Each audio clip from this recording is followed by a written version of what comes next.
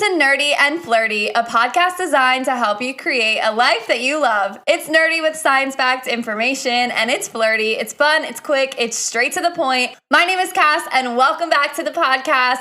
Happy Monday. I hope you're having a great day. I hope you had a great weekend. I hope you're feeling ready to tackle this week that we are gonna have. I know I am on fire right now with my energy. I feel just ready to do this thing. And I think it's because today we have a topic that I am very comfortable talking about. And we're talking about workout programs, specifically the things that you need in your workout to see the best results and feel your healthiest, strongest, fittest self. If you didn't know, I'm a personal trainer and I've been coaching clients for 3 or 4 years now. And through my time being a trainer, I've realized that a lot of people are missing core movement patterns in their workout routines. And it's not always the people that are newbies or just getting started, but sometimes it's the people that work out 5-6 times a week, never miss a day, are super consistent, can lift a bunch of weight. But then when you actually look at their workout routine, they're missing complete muscle groups and core movement patterns that we need not only to look good, but also to functionally move throughout the day and throughout our lives. I want to save you that trouble by explaining to you the 5 basic compound exercises everyone needs to be doing in their workout, whether you go to the gym, whether you do Pilates, whether you do yoga, whatever kind of workout routine you're doing, making sure you hit these 5 compound movement patterns throughout your week to make you feel your best, but also to keep you functional, healthy, less injury risk, all of that kind of stuff. There are so many different exercises out there, and I feel like every time I open social media, I see a new one that I've never even seen before, some cable somewhere doing something. And while a lot of these look really great on social media, not every exercise is created equal. When it comes to strength training or working out in general, compound movements are your friend. If you're not including compound movements in your workout routine, you're not maximizing your gym time. In order to be the healthiest, strongest, fittest version of yourself, it is so important to base your workout routine around your compound lifts. These 5 lifts should be the main thing that you are prioritizing in your workout routine to see the biggest bang for your buck and also to keep your body symmetrical and healthy and make sure you're hitting every muscle group on your body. Today, I'm sharing with you the 5 different compound lifts, what muscle groups are worked in each, variations for all of them to fit different activity level, different lifestyle, different gym equipment, all of that, because there are plenty of variations. We're going over the difference between a compound exercise and an accessory exercise.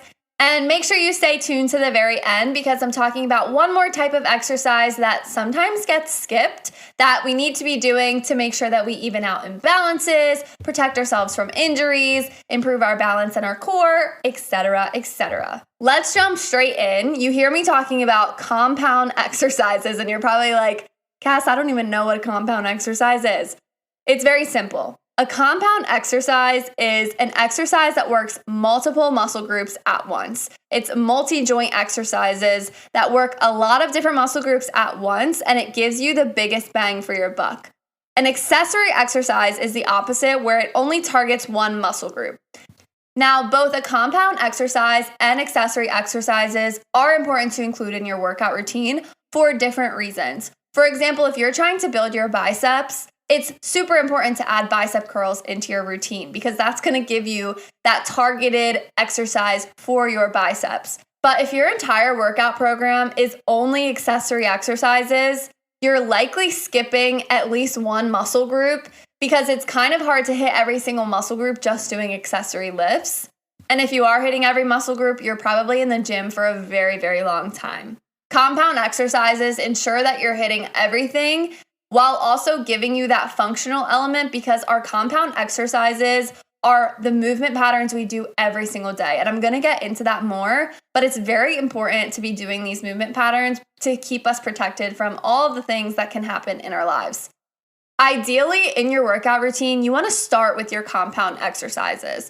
This is because they take the most energy because they work the most muscles at once. So you want to give yourself the best chance by doing it when you're less fatigued, already warmed up and ready to go. Now, there are certain instances where you might want to do a little activation exercise before you do your compound lift.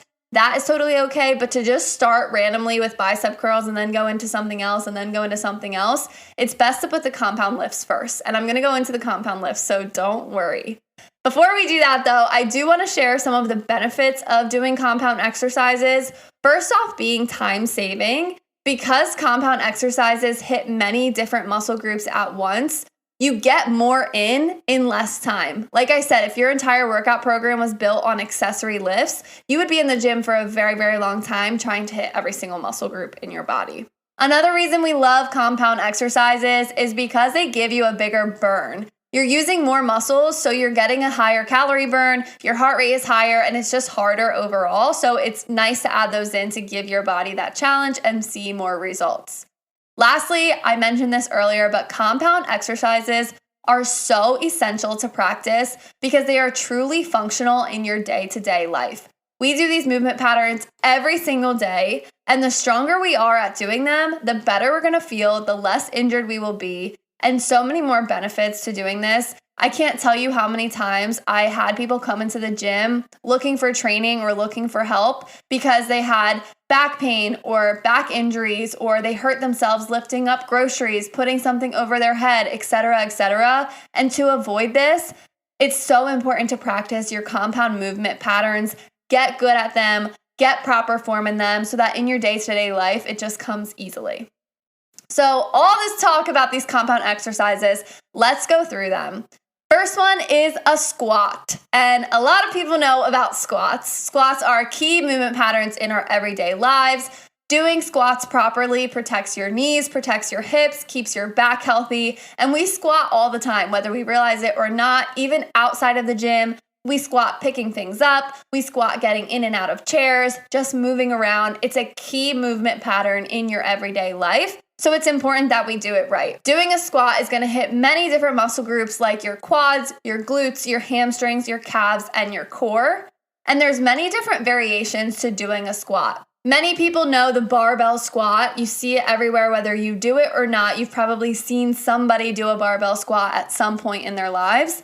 But if you don't like those, or you've never gotten into them, or you've never tried it, there are many other ways to get a squat without doing that right off the bat. Dumbbells are a great place to start. I love a dumbbell squat, and it really helps if you've never done a squat to start with the dumbbells. Even without the dumbbells, you can do a body weight squat. You can do a box squat where you're sitting on a box and coming back up to make sure you have proper form. Sumo squat, which is a wide-legged squat. You can use the Smith machine for some extra assistance. You can do front squats. There's also the leg press machine, which gives your body that squat movement pattern without necessarily doing a standing up squat. I love this to give some variation, to add some more weight that you might not be able to squat. And also for people with a lot of injury or a lot of pain already, a leg press is usually a little bit more manageable, helps build the muscles in a lower impact way. I know post ACL surgery, I haven't been able to squat yet, but I am able to leg press because it helps me build my muscles without causing all of that stress on my knee right now. So I love the leg press for anyone, but especially people that are just getting started in the gym or have some injuries already or some pain, things like that.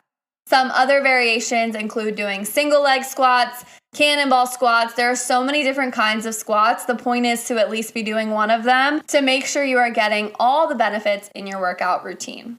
Okay, so number one was squat. Number two is a hinge. And a hinge is not as popular as a squat. In my opinion, it's one of the more neglected compound lifts. Many people are scared to hinge or they struggle to hinge properly. And this is arguably one of the most important ones to focus on because of its impact with injury. I can't tell you how many times I've had people come into the gym that I've been training in where people have had back pain from lifting up something improperly, and that is purely because of an improper hinge. When you pick something up off the ground, when you lean back and you barely bend your legs and you bend over and pick something up, that's a hinge. Ideally, you want to do that with proper form, using your core, using your muscles, but instead what happens is a lot of us just roll down, have improper posture. We just pick it up. We use all of our joints and everything else to pick it up, and we don't actually use our muscles and we don't properly hinge. This is exactly why a hinge is so important in your workout routine, and it's really important to focus on getting your hinge properly. This is probably one that I would say, if you are really struggling with getting your hinge right, see a trainer, see someone that is a professional that can help you actually get proper form. There's a bunch of different exercises you can do to progress you into a proper hinge, because a hinge is so important in everyday life, especially as you age. I can't tell you seriously how many people have back pain because they can't hinge properly. A lot of this is because of core and your glute strength, and the solution is not avoiding it. Just because hinge is a little bit more intimidating does not mean that you should just not be doing it. See someone that can help you figure out if your hinge is right. I know a lot of gyms have trainers walking around that are happy to answer your questions. If you go to a gym and you see a trainer that's not doing anything, not with a client, ask them nicely, like, hey, do you mind looking at my hinge and seeing if it looks okay? I'm sure they'd be happy to help you. And if you're really struggling, see if you can invest in a trainer for even just a couple months and have them see you once a week just to practice your hinge. It would make the biggest difference, and it's a skill that everybody needs, whether you're a gym rat or not. It's important for your functional day-to-day life. I could go on and on about this forever because I've seen it so many times. So hinge, what muscles does it work? It works a ton of muscles, including your hamstrings, your glutes, your quads, your back, your traps, and your core. And there's a lot of different variations, especially differences in your skill level. So if you're really advanced, you can do barbell deadlifts, Romanian deadlifts, stiff leg deadlifts, hip thrusts, sumo deadlifts. But if you're just getting started, some things like good mornings, glute bridges, those will get that hinge movement a little bit more comfortable for you before just going straight into like a barbell deadlift. I love a hinge. I always love helping clients with their hinge, not only because a hinge movement pattern is going to give you those glutes that you're looking for, but it's also just so important for your functional day-to-day life. So definitely focus on your hinge workouts. Next is overhead press. So we talked about squats, we talked about hinge. Next is having an overhead press in your routine. Not only does this make your shoulders look nice, but it's also really functional because it helps you lift things over your head with ease. One of the most stressful parts about traveling is getting on the airplane and not being able to lift your suitcase over your head. That is an overhead press, whether you realize it or not. And sometimes when we're not strong enough to do that, we end up using our back, arching all different kinds of ways, trying to get our legs a certain way just to throw it over our head and get it into that overhead bin. But that can also lead to injury as well. So having a proper overhead press and really getting strong in that is going to help you in situations like that. Also, just putting things in your attic, putting things in the top of your closet. There's so many reasons and parts in our day where we put things over our head, and you want to be able to lift a decent amount of weight without feeling scared that it's going to drop or that you're going to hurt yourself and things like that. Overhead press works a bunch of muscles like your shoulders, your traps, your pecs, your triceps, and there's many different variations. One of my favorites is a simple dumbbell overhead press. Using the dumbbells, pressing them over your head. You can do a neutral grip, you can do a wider grip. I won't get too specific about all of that because the variations really do depend on person to person. But there's also barbell overhead press, that's a little bit more advanced. Arnold press is a little variation that's fun if you want to switch it up. Z press, same thing. Push press, same thing. Landmine press is always fun. Military press. And then a nice easy one is shoulder press machine. I love machines for these reasons because they help you get the proper placement in the movement.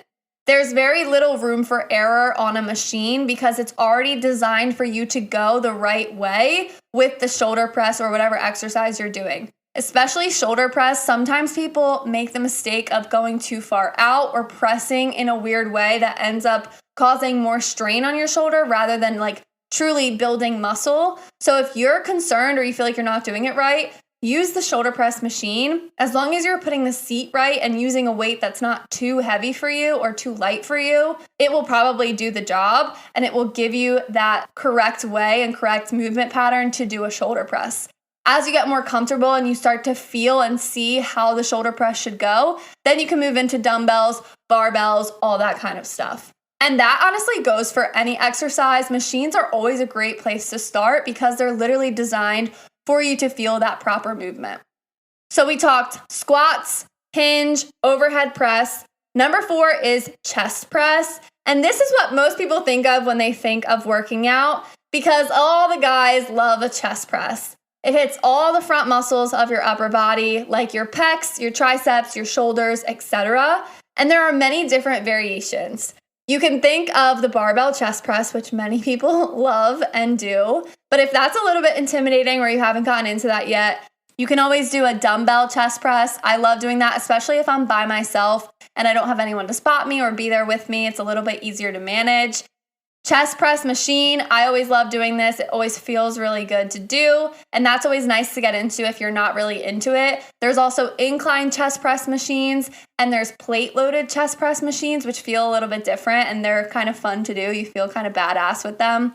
Cable chest press, and then one that's really underrated for this is push-ups. And you'd be surprised how many people can actually do a push-up. So practicing your push-ups is going to be great for getting those front chest muscles, and you don't even have to step foot in a gym to do your push-ups. If you can't do a full push-up yet, do the ones on your knees until you can. Really try to do it. You can also do on a box push-ups, like put your hands on a box and put your feet on the ground until you can work your way down to the ground. Start on the wall if you have to. But push-ups are a great foundational exercise that a lot of people need to be doing. Okay, so we got squat, we got hinge, we got overhead press, we got chest press, which leads us to number 5, which is the row. A row is a pull exercise, and it's very, very important because it hits your back muscles that many people, I would say, skip or don't target enough. Weak back muscles can cause a ton of problems, including back pain and poor posture. So it's really important that you're hitting back throughout the week. Row exercises are going to target your back muscles, which include your lats, your traps, your rhomboids, your rear delts, also your bis, your tris, and your core. And there's many different variations. One is a barbell row, which a lot of people know of, but you can also do dumbbell rows, dumbbell bent over rows. I love a cable row. These are really nice and easier to manage in my opinion, similar to a machine. There's also seated row machine, which if you're a beginner, I would recommend that. You can also do TRX rows, and there's a bunch of variations for hand placement. But a TRX row, you're going to pull up a little bit less than your body weight, and they're really fun to do. I really like them, honestly, and they're nice if you're just getting into rows and working out and things like that. Also in this category, I will include pull-ups and lat pull-downs. Even though these are a different type of row, I think it's really important to include these in your workout routine. If you can't do a full pull-up, you can do an assisted pull-up with the bands or an assisted pull-up machine. You can pull up on a bar and have your feet on the ground. You can pull up on a TRX band. There's many different ways to get that pull-up row movement pattern without actually doing a full-on pull-up until you can get there. I think getting a pull-up is a really great goal to have, and there's many different ways to progress yourself into getting a pull-up. So if you want to talk more about that, you can DM me on Instagram, and I'm happy to tell you all the different secrets. Having these exercises included in your workout routine are going to help you with your back muscles, back definition, and also just overall feeling good and being functional with your workout routine. The 5 core movement patterns, we have squat, hinge, overhead press, chest press, and row. Now, there's one more category that we need to talk about, and it's not included in the 5 core movement patterns, but it is very, very important to have in your workout routine, and that is unilateral training. Unilateral training simply means doing single arm and single leg exercises to isolate one side. Unilateral training is very, very important to include in your program for so many reasons. First one being to even out imbalances. There's a few different reasons why you would have imbalance, including an injury. For example, right now I have a very clear imbalance with my leg. Right now my left leg, which is the one that I had ACL surgery, is significantly smaller than my right leg. So once I'm back at training, I will be doing single leg exercises a lot to get my left leg back on track with my right leg. But also, even without injury, we are naturally dominant on one side. You are probably using one side a little bit more than the other. You probably are stronger on one side than the other. Without realizing, we usually use our dominant side a little bit more because we're stronger there. For example, when you're doing a squat on both legs, you probably shift at least a little bit onto your dominant side to carry more of the weight because you're stronger there. So it's really important to do single leg and single arm exercises to force both sides of your body to work independently so that you actually see muscle growth in both sides and kind of even out those imbalances that you have. You still want to work both sides of your body, but doing your non-dominant side by itself is going to force those muscles to work in the same way that your other side will. Doing unilateral training also helps improve your balance and your core because you're doing one side at a time. Doing a single-sided exercise requires more stability and core engagement, which is really great for helping with your balance and helping with your core strength. I love doing unilateral training, not only because of these benefits, but also because it's just fun and it feels a little bit different than doing the same movements over and over again. Some examples include lunges, single leg glute bridges, Bulgarian split squats, single arm rows, kickstand RDLs, single bicep curls. There's so many different things you could do to work one side at a time, and definitely get creative with this. One of the easiest ways to do single-sided things is using dumbbells because they are individual, but you could also do a lot of machine exercises single-sided. I love a single-sided leg press. I love single-sided quad extension, leg extension. There are so many ways to do single-sided exercises on the machines and on the cables. Even though doing dumbbells is the most popular way, I would say, there are so many ways to incorporate single-sided unilateral training into your workout routine without just using dumbbells.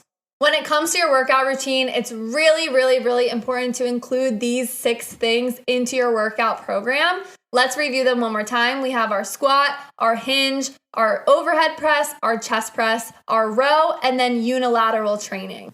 This was just the basics of it, the muscles that are worked, some variations, and why it's important. If you want more information on this, I'd be happy to talk about this because I like really talking about workout program design and things that you need to be doing. I think in the future, I want to do an episode about how to vary your workouts if you're hitting a plateau, different ways to change it up besides just adding more weight, because I think that gets really boring. I would love to do an episode about that, so let me know if that's something you're interested in.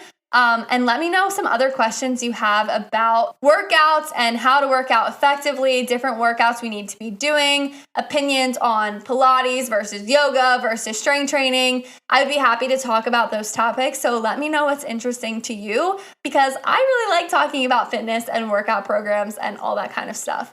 I really hope you learned something in this episode. This is something that I would talk to my clients about or people that were getting into personal training in our initial session because I think this is a really important thing to understand to see why you're doing certain exercises.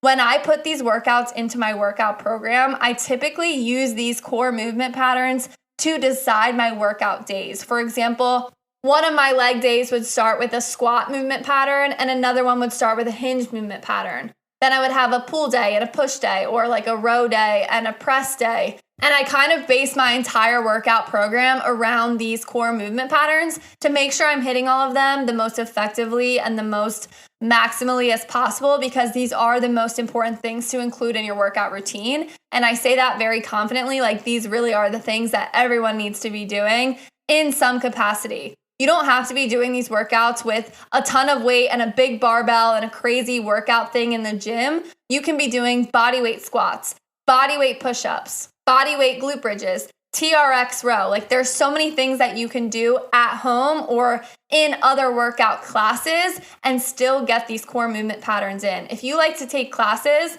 make sure you're taking classes that have these incorporated in them. So yeah, I really hope that this was helpful and that you learned something. Thank you so much for listening. And just a little disclaimer, although I am a personal trainer, this is not medical advice and this is not specific personal training advice to you. This is just general information, general education. It's very important to understand that exercise involves risks and dangers, and you want to make sure that you are in good health and physically capable of participating in fitness before doing so. If you have any pre-existing medical conditions or concerns, you definitely should consult with your healthcare provider before doing anything. And yeah, that is my disclaimer for you. I hope you have a great day. Definitely follow the Instagram if you don't follow it already at Nerdy and Flirty Pod. Follow the podcast on Apple and Spotify or either one that you listen to. I hope you have a fantastic week. I really hope you learned something. Let me know what you think on Instagram. I'd love to hear. And yeah, thank you for listening. Bye.